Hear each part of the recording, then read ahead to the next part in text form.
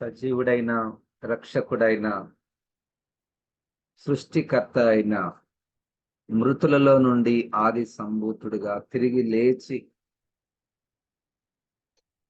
తన సంఘం కొరకు తిరిగి రానయున్న యేసు క్రీస్తు నామములో మనకందరికీ తండ్రి అయిన దేవుని యొక్క కృప సమాధానములు మనకందరికీ సమృద్ధిగా కలుగునుగాక.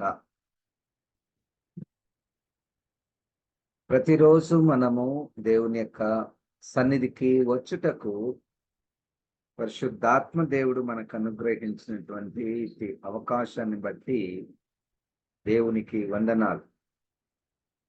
నిర్గమాకాండము 20వ అధ్యాయము 3వ వాక్యము. నిర్గమాకాండము 20వ అధ్యాయము 3వ వాక్యము. నేను తప్ప వేరొక దేవుడు నీకు ఉండకూడదు అన్నటువంటి ఆ గంభీరమైనటువంటి మాటలు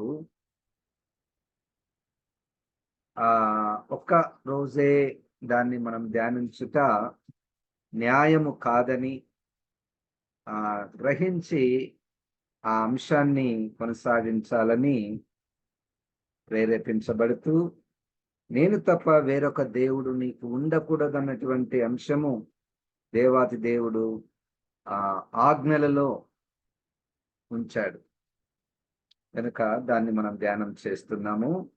దాన్ని వివరించుటకు బైబిల్లో నేరుగా వాక్యాలను మనం చూస్తాము. పరోక్షముగా ఒకవేళ దేవునితో సమానముగా ఇంకా ఎవరినైనా పెట్టి, లేకపోతే దేవుని కంటే ఎక్కువగా ఎవరినైనా ఎంచితే వారికి ఈ సందేశము నేను తప్ప వేరొక దేవుడు నీకు ఉండకూడదు.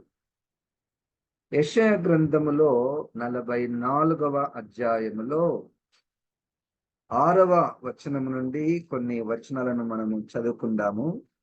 యెషయా గ్రంథము 44వ అధ్యాయము 6వ వచనము నుండి. ఇశ్రాయేలీల రాజైన యెహోవా, వారి విమోచకుడైన సైన్యములకు అధిపతియగు యెహోవా ఇలాగు సెలవిచ్చుచున్నాడు. నేను మొదటివాడను కడపటివాడను, నేను తప్ప నీ దేవుడును ఏ దేవుడును లేడు, నేను తప్ప ఏ దేవుడును లేడు అన్నటువంటి ఆ మాట అనడానికి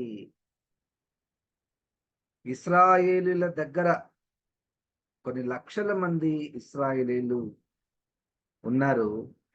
వారి దగ్గర ఈ మాట చెప్పడానికి గల కారణాలను మనము ఇక్కడ ఈ వచనాలలో మనం చూస్తున్నాము. ఇశ్రాయేలీయుల రాజైన యెహోవా. ఇశ్రాయేళ్లకు రాజు ఎవరు అంటే యెహోవా. ఇశ్రాయేళ్లకు విమోచకుడెవరు? యెహోవా. ఇశ్రాయేళ్లకు వారి యొక్క సైన్యములకు అధిపతి ఎవరు? యెహోవా. మొదటివాడు కడపటివాడు, నేను తప్ప ఏ దేవుడును లేడు. అంటే మన దేవుని గూర్చినటువంటి గొప్పతనము, మన దేవుని గూర్చినటువంటి బలము, మహిమ, ప్రభావము, మన దేవుని గూర్చినటువంటి ప్రేమ, వీటన్నిటినీ మనము నెమరు వేసుకుంటూ ఉంటే ఇటువంటి దేవుడిక ఎవ్వరు కూడా లేరు లేరు లేరు. ఇశ్రాయేళ్లకు ఈ సమయానికి, ఈ మాటలు మాట్లాడుతున్న సమయానికి ఇశ్రాయేళ్లకు రాజులను గూర్చినటువంటి జ్ఞానం ఉన్నది. వారిని దాదాపుగా ఒక 600 సంవత్సరములు ఇశ్రాయేలీలకు రాజులు ఉన్నారు. అంతకంటే మునుపు న్యాయాధిపతులు ఉన్నారు. వారితో పాటు యాజకులు ఉన్నారు. వారితో పాటు ప్రవక్తలు ఉన్నారు. అంటే ప్రజల మీద, ప్రజలను నడిపించుటకు దేవుడు అనేక రకాలైనటువంటి నాయకులను వారి మీద ఉంచుతూ వచ్చాడు. సరే, అది కరెక్టే. అది భూమి మీద తాత్కాలికంగా అది కరెక్టే. కానీ పర్మనెంట్‌గా నిత్యత్వము, అనంతము నుండి అనంతము వరకు ఇశ్రాయేలుకు రాజు యెహోవా. హల్లెలూయా! అందుకని నేను తప్ప వేరొక దేవుడు నీకు లేడు. ఆ మాటలో ఆ మాటలో నేను తప్ప వేరొక రాజు లేడు. ఆ విషయాన్ని బైబిల్‌లో రాజులే ఒప్పుకున్నారు.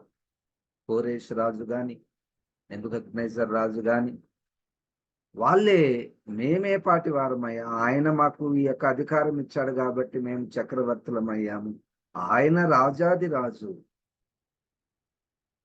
ఆయన రాజ్యము స్థిరము. మేము బ్రతుకున్నంత కాలమే మేము రాజ్యం చేస్తాము, పరిపాలన చేస్తాము, అధికారం కలిగి ఉంటాము. కానీ యెహోవాయే రాజు. నేను తప్ప వేరొక దేవుడు లేడు. వారి విమోచకుడు. ఎందుకు నువ్వే దేవుడవు అంటే, నేను నిన్ను విమోచించాను గనుక. నిన్నటి దినంలో నేను ఒక 9వ తరగతి చదువుతున్నటువంటి ఒక అబ్బాయితో నేను మాట్లాడాను. క్రైస్తవులు. అడిగాను, మీరు చర్చికి వెళ్తున్నారా అని అడిగాం. అంటే డాడీ వెళ్తున్నాడన్న, మమ్మీ వెళ్తుంది, చెల్లి వెళ్తుంది, మరి నువ్వు పోవు అంటే నేను నమ్మ అంటున్నాను. క్రైస్తవులే, క్రైస్తవ కుటుంబమే. నేను నమ్మను అంటే, ఎందుకు నమ్మవు అని అడిగాను. ఎందుకు నమ్మవు అంటే, మనం కష్టపడి చదువుకుంటే మనకు ఉద్యోగాలు వస్తాయి, కష్టపడితే మనం ఏదైనా చేసుకోవచ్చు. మనకు దేవుడు ఎందుకు? 9వ తరగతి అబ్బాయి.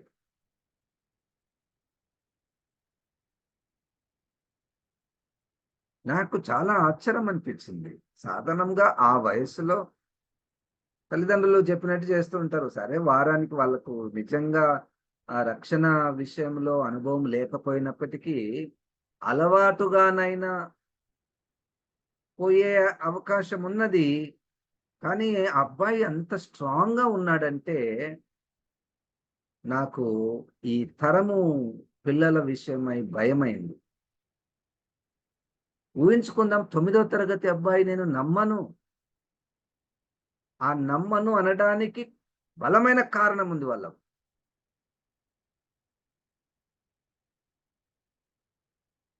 అప్పుడు నేను నా సాక్ష్యం చెప్పి వాక్యం చెప్పడం జరిగింది. వారి కొరకు కంటిన్యూగా ప్రార్థన చేయాలి. ప్రభువే వారిని పట్టుకోవాలి. నేను తప్ప ఇంకా వేరే దేవుడు లేడు అయ్యా. ఎందుకంటే ఇది పరీక్షలు, ఆ ఉద్యోగాలు, జీతంతో మనిషి యొక్క జీవితము ముడిపడి లేదు.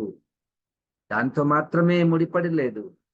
విమోచన, విమోచన. పాపానికి జీతమైనటువంటి మరణము, నిత్య నరకము నుండి విమోచించే దేవుడు నేనే గనుక నేను తప్ప ఏ విమోచకుడు లేడు. హల్లెలూయా! ఏ మానవుడు ఇంకొక మానవుని రక్షించలేడు. ఫిజికల్‌గా రక్షించొచ్చు.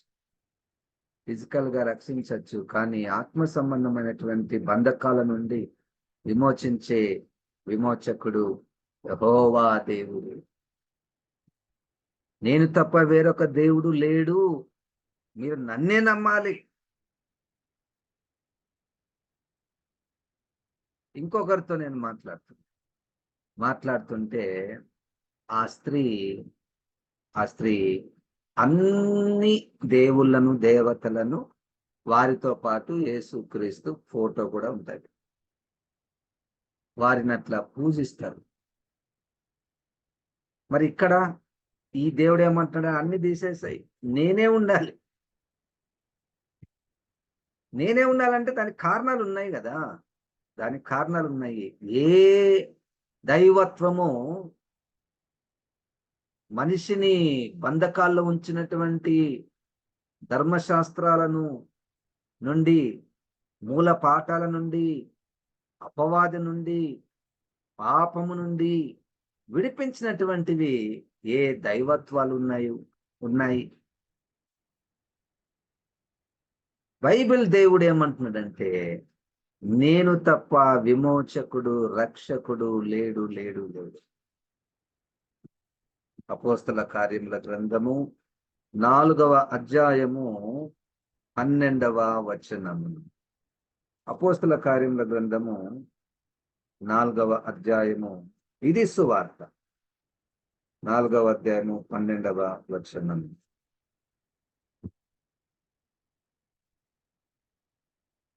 మరి ఎవని వలనను రక్షణ కలుగదు, ఈ నామముననే మనము రక్షణ పొందవలెను గాని ఆకాశము క్రింద మనుషులలో ఇయ్యబడిన మరి ఏ నామములో రక్షణ పొందలేము అని. నేను తప్ప వేరొక దేవుడు లేడు. 6వ వచనంలో, యెషయా గ్రంథము 44వ అధ్యాయము 6వ వచనంలో, యెహోవా వారి విమోచకుడనైన సైన్యములకు అధిపతియగు యెహోవా ఇలాగు సెలవిచ్చుచు. సైన్యములకు అధిపతి అంటే, ఈ సైన్యము అన్నటువంటి మాట మనం ఎక్కడ ఉపయోగిస్తామంటే యుద్ధంలో ఉపయోగిస్తాం. ఇప్పుడు ఈ యుద్ధం అన్నటువంటి మాట మనకు ఏలాగు సంబంధము అంటే, 7వ అధ్యాయం రోమపత్రిక ప్రకారము మన ఆలోచనకు, మన శరీరానికి, మన మనసాక్షికి, మన శరీరానికి యుద్ధము జరుగుతుంది అన్నమాట రాయబడింది. ఇప్పుడు ఈ యుద్ధములో మనము సైన్యం అయితే, మనల్ని నడిపించేవాడు సైన్యములకు అధిపతి ఆ యుద్ధములో నుండి మనల్ని తీసుకుని వచ్చేవాడు. 6:12 ఎఫెసీయులకు రాసినటువంటి పత్రిక ప్రకారం మనము అపవాదితో యుద్ధం జరుగుతుంది. అపవాదితో యుద్ధం జరుగుతుంటే మన తరపున అధిపతిగా నిలబడినటువంటి వాడు యేసుక్రీస్తు, సైన్యములకు అధిపతి అయినటువంటి వాడు. ఏ విధంగా పాత బంధకాల నుండి మనము రాగలిగాము, బయట పడగలిగాము? యుద్ధము యెహోవాదే, యుద్ధము యెహోవాదే. దేవునికి స్తోత్రం, హల్లెలూయా.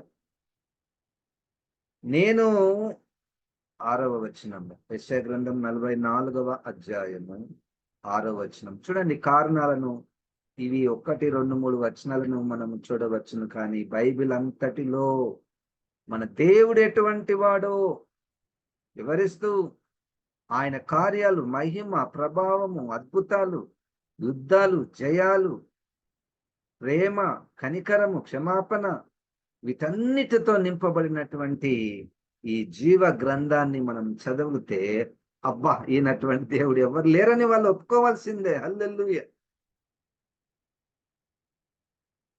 ఇదేదో ఒక మంత్రంగా దీన్ని చదివితే నాకేమన్నా అవుతుందా, నాకేమన్నా కలిసి వస్తుందా, నాకేమన్నా ఆశీర్వాదాలు వస్తాయా అన్నటువంటి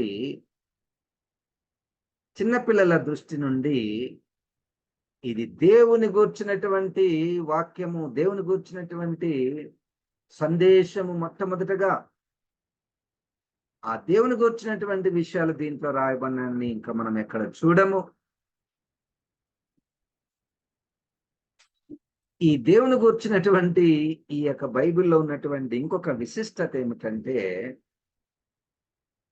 కొంతమంది ఈ విధంగా వాదిస్తూ ఉన్నారు, అయ్యా మా విషయమైతే మాకు ఎన్ని పుస్తకాలు ఉన్నాయి మా దేవుని గురించి, మీకైతే ఒక్కటే ఉంది. దేవుని గురించినటువంటి పుస్తకాలు ఎన్ని ఉన్నాయి, నీకైతే ఒక్కటే ఉంది అని వాదిస్తూ ఉంది. కానీ బైబిల్లో ఒక్కటైనా ఆ బైబిల్లో దేవుని గూర్చినటువంటి మాటల యొక్క శైలిని మీరు గమనిస్తే, అవి ఒక్కొక్కటి ఒక్కొక్క తాళపు చెవి. హల్లెలూయా. దేవుని గూర్చినటువంటి విషయాలు ఒక్కొక్కటి ఒక్కొక్క తాళపు చెవి. ఒక మాట, చిన్న మాట, విమోచకుడు, ఎంత మాట అది. కానీ ఆ పదము, దానిలో ఉన్నటువంటి జీవము, ఆ రక్షణ అనేటువంటిది ప్రపంచంలో ఉన్నటువంటి ఎంత ఎన్ని కోట్ల మనుషులను మార్చేసింది. అది ఒక మాటనే చాలు. రాజు ఒక మాటనే చాలు. సైన్యములకు అధిపతి ఒక మాటనే చాలు. ఒక్కొక్క మాట ఒక్కొక్క తాళపు చెవి. నేను ఇంతకుముందు కూడా ఒక దగ్గర చెప్పాను. ఎంత పెద్ద ఇంటికైనా తాళపు చెవి మాత్రం చిన్నగానే ఉంటుంది. ఆ తాళపు చెవి ఓపెన్ చేస్తే పెద్దగా అంతా ఓపెన్ అయిపోతుంది. తాళపు చెవి లేకపోతే ఎంత ఉన్నా మనకేం కనపడదు అక్కడ. ఒక ఇల్లు ఉన్నట్టు కనపడుతుంది, కానీ దాని లోపల ఎంత అద్భుతంగా ఉందో మనకు తెలియాలంటే ఈ తాళపు చెవులు మనకు ఉపయోగకరంగా ఉంటాయి. ప్రియులారా సంగమా, నేను తప్ప వేరొక దేవుడు నీకు ఉండకూడదు. ఒకటి లేడు. ఇక్కడైతే నేను తప్ప వేరొక దేవుడు లేడయ్యా అని దేవుడే చెప్తున్నాడు. మరి ఉన్నారు కదా సార్ అంటే వాళ్ళ గురించి కూడా నేను చెప్తా, ఆగండి. ఇంకా నేను తప్ప వేరొక దేవుడు లేడు అనేదానికి గల కారణం, ఇంకొక కారణం మనము అదే 6వ వచనంలో చూస్తే, నేను మొదటి వాడను కడపటి వాడను. మొదటి వాడను కడపటి వాడను. నేనే మొదటి వాడను కడపటి వాడను. చూడండి, ఇదే మాట ప్రకటన గ్రంథంలో యేసుక్రీస్తు సంఘముతో తను పరిచయం చేసుకుంటూ నేను మొదటి వాడను కడపటి వాడను అన్నాడు. ఇక్కడ యెహోవా మాట్లాడుతున్నట్టు మనం చూస్తున్నాం. ఒక వ్యక్తి నేను మొదటి వాడను కడపటి వాడనని, ఇంకొక వ్యక్తి అదే మాట మొదటి వాడను కడపటి వాడను అంటే వీళ్ళిద్దరూ ఒక్కటే. హల్లెలూయా. నంబర్ 1. నంబర్ 2, పాత నిబంధనలో యేసుక్రీస్తు ఎంతో నిశ్చయముగా ఉన్నాడు అనే దానికి ఇటువంటి రుజువులు ఎన్నో ఉన్నాయి. మొదటి వాడను కడపటి వాడను అంటే ఈ మధ్యలో ఉన్నటువంటి చరిత్ర అంతటికి నేనే రాజును, సైన్యములకు అధిపతిని అన్నట్టు. ఎవరైనా ఏదైనా ఒక విషయాన్ని గురించి పరిశోధన చేయాలని ప్రయత్నం చేస్తే స్టార్టింగ్ పాయింట్ నా దగ్గర నుంచి స్టార్ట్ చేయాలి అన్నట్లు. మొదటి వాడను అంటే నువ్వు ఏ సబ్జెక్ట్ అని తీసుకో, భూమి మీద ఉన్నటువంటి ఏ సబ్జెక్ట్ అని తీసుకో, నా నుండే అది ప్రారంభం కావాలి. పరలోకంలో ఏ సబ్జెక్ట్ అన్న తీసుకోండి, దూతలు అంటారా, లేకపోతే పరలోకంలో ఉన్నటువంటి ఆ మహిమ అంటారా, సింహాసనం అంటారా, దేవాలయం అంటారా, లేకపోతే జీవుల గురించి మాట్లాడతారా, దేవుని నుండి ప్రారంభం కావాలి. భూమి మీద ఉన్నటువంటి అనేక చర్యలు ప్రారంభము ఆయనయే. ఆయనతోనే ప్రారంభించాలి, ఆయనతోనే ముగించాలి. నేను మొదటి వాడను కడపటి వాడను గనుక నేను తప్ప వేరొక దేవుడు లేడు. ఈ మాటలలో ఉన్నటువంటి సారము మన హృదయంలోనికి వచ్చునుగాక. అప్పుడు మన హృదయం అంతా ఆనందంతో నింపబడుతుంది. హల్లెలూయా. ఇప్పుడు నిన్న దినం ఇంకొక వ్యక్తి మాట్లాడుతున్నప్పుడు, అన్న మా అమ్మాయి వాళ్ళ స్కూల్లో ఫస్ట్ అన్నిట్లో 95 మార్కుల కంటే ఎక్కువ వస్తున్నాయి. అమ్మాయి చదివేది ఎంత, 2వ క్లాసు 3వ క్లాసు. కానీ ఆ తండ్రికి ఎంత సంతోషం. ఒకరు ఫస్ట్ వస్తున్నారంటే వాళ్ళకి ఎంత సంతోషమో. ఇప్పుడు మనం ఎందుకు సంతోషించాలో తెలుసా? మన దేవుడు అన్నిట్లో ఫస్ట్ అన్నాడు. మనం తండ్రి కుమార్తె విషయమై, మార్కుల విషయం అంత సంతోషంగా ఇంకా చెప్తే ఏమంటాడు, నేను ఆ అమ్మాయిని ఇంకా బాగా చదివిపోయాలి. ఐఐటి ఇప్పుడు 3వ క్లాసు అమ్మాయి కొరకు ఏ స్కూల్లో ఏ స్కూలింగ్, ఏ కాలేజీలో చేయించాలి, తర్వాత ఐఐటికి పోవాలంటే అంటే ఆ అమ్మాయిని అంత దృష్టి కలిగి ఉన్నాడు తన కుమార్తె మీద. అది సంతోషంతో మనతో మాట్లాడతాడు. కానీ మన దేవుని యొక్క గొప్పతనము ఏ దేవునిలో గాని, ఏ తత్వములో గాని ఏ వస్తువులో కానీ మనము ఆయనతో మనం కంపేర్ చేయలేము. ఏ సబ్జెక్ట్ అయినా మీరు ఆయనతో ప్రారంభించాలి, ఆయనతో ముగించాలి. కనుక మన దేవుని గూర్చినటువంటి జ్ఞానము మనకు కలిగిన కొలది ఆయన పట్ల ఉన్నటువంటి గౌరవము, ఆరాధన మనకు పెరుగుతుంది. ధైర్యంగా మనం చెప్పుకోగలుగుతాం. ధైర్యంగా చెప్పుకోగలుగుతాం. అప్పుడప్పుడు నేను ఈ ఫొటోస్ చూస్తుంటాను. వాళ్ళ డిపి అంటారు వాట్సాప్. ఒక గొప్ప వ్యక్తితో ఫోటో దిగి వాళ్ళు పెట్టుకోవడానికి ఇష్టపడుతుంటారు. నేను చూడు, నాకు ఇంత గొప్ప వ్యక్తి నాకు పరిచయం అయ్యాడు, ఇంత గొప్ప వ్యక్తితో నేను ఫోటో దిగాను. అయితే మన దేవుడు కొన్ని వేల లక్షల రెట్లు వాళ్ళకంటే గొప్పవాడు. నా పాయింట్ వాళ్ళని పెట్టుకోవడము పెట్టుకోకపోవడం అనేటువంటి ఉద్దేశం కాదు, కానీ మనుషుల విషయంలోనే మనం అంతా సంతోషము, ఆనందము, ఒక ఐడెంటిటీ, గుర్తింపు మనం ఉంటే, మనం దేవుని పిల్లలైనందుకు ఎంత గుర్తింపు. నేను తప్ప వేరొక దేవుడు లేడు. దేవునికి స్తోత్రం. హల్లెలూయా. కంటిన్యూ చేద్దాము. ఈ దేవుని గూర్చినటువంటి జ్ఞానము మనకెంతగానో అవసరమై ఉన్నది. ఇవన్నీ తాళపు చెవులు.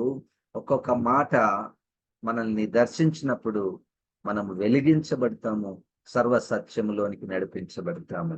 ప్రార్థన. జీవం గల తండ్రి, మాకిచ్చినటువంటి అమూల్యమైనటువంటి వాక్యాన్ని బట్టి దేవానికి వందనాలు. నిజముగా నీవు తప్ప వేరొక దేవుడు లేడు. ఎందుకంటే నువ్వే రారాజువు, నువ్వే నా విమోచకుడవు, మా విమోచకుడు. నువ్వే మా యుద్ధములలో అధిపతివి ప్రభా. నువ్వే మొదటి వాడవు, కడపటి వాడవు. నీవు తప్ప వేరొక దేవుడు లేడు, లేడు, లేడు. అట్టి విషయమును నాయన మా హృదయంలో రాయమని, దానికి తగినటువంటి ఆరాధన మనస్సును మాకు పుట్టించమని యేసు నామమున ప్రార్థిస్తున్నాము తండ్రి. ఆమేన్. ఇప్పుడు మన పరమ తండ్రి అయిన దేవుని యొక్క ప్రేమయు, ప్రభు అయిన యేసు క్రీస్తు యొక్క కృపయు, పరిశుద్ధాత్మ దేవుని యొక్క సహవాసం మనకందరికీ సదాకాలము తోడై ఉండును గాక. ఆమేన్. అందరికీ వందనాలు. దేవుడు మనల్ని దీవించును గాక. హల్లెలూయా.